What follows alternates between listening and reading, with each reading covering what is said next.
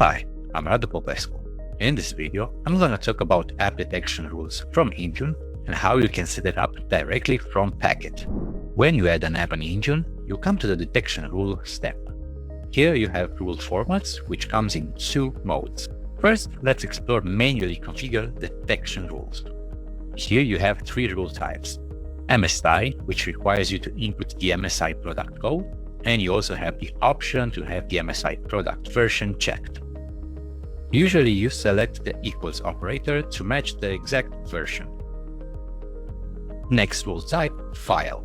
Here you need to input the path, then the file or the folder if you want. When selecting the detection method, the most common one is to check for the file existence. Now let's proceed to the final rule type, registry. Here you need to input the key path, which the most common one is the uninstall path of each application.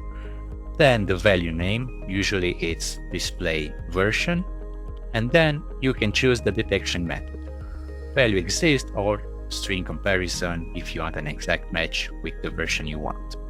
Now let's go back to the other rule formats, which is use a custom detection script. Here you can specify a partial script to detect the presence of the application. The application will be considered detected if the scripts return exit code 0. Now, from PacKit, we replicate the exact same detection rules. If you scroll down on your application, you would have the option to set a detection method.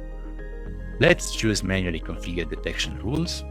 Then, as a rule type, I select file and add the path to the Notepad++ installed folder. And I want to point to the Notepad++ executable.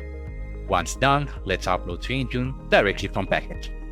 The application is here. Now let's check the detection method. There it is. It's exactly how we set it up in PacKit. Nice.